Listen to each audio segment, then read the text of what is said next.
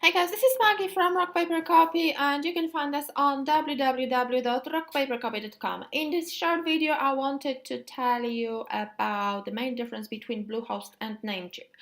So first of all, what are these? So Bluehost and Namecheap are mainly the domain hosting companies. You can obviously have a number of packages from them, for example, hosting email address, buying I think the hosting for your external website. If you've got external website, you can buy hosting for your WordPress, or if you're building the website from the beginning, you can always host it with them. So they've got individual hosting packages, they've got shared hosting as well, so a number of packages. So definitely do check them out if you want to play that game, obviously. And I use them mainly I use the Namecheap mainly for registering new domain names. I have a number of domain names registered with Namecheap. They have definitely the most competitive prices available online right now. I think most of the domain names right now come with a free SSL certificate and email address for the first year.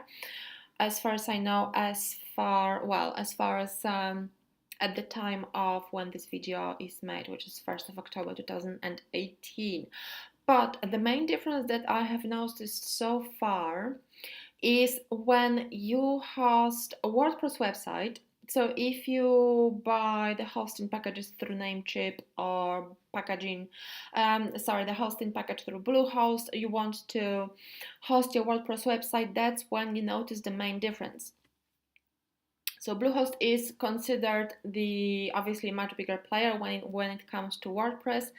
And now I can tell you why. The main difference is when you want to connect your custom domain name to your new WordPress website. So if you want to connect your Bluehost domain name, the transfer is the standard way. Basically, you transfer your domain name and it's been activated within 7 days. You can obviously speed it up, but if you are not in a rush, if you're just building your website and it's the first thing you sorted out, obviously there is no rush. You can obviously speed it up absolutely free.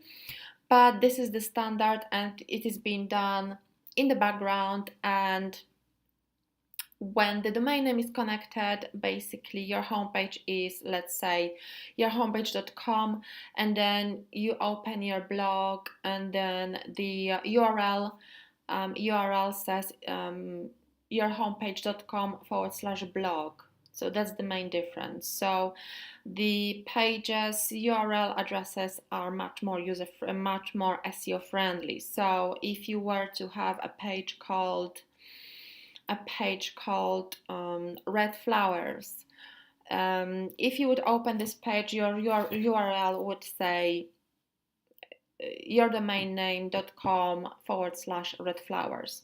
So basically this is all SEO friendly. This is how it should be done.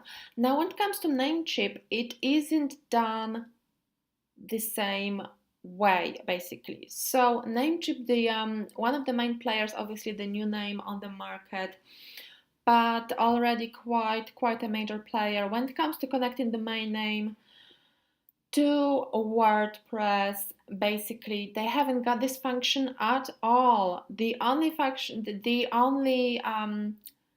way you can connect domain name to your WordPress if it's hosted on Namecheap is through masked domain name. So basically you don't do the transfer, you forward your domain name to Namecheap and it is being masked. So basically if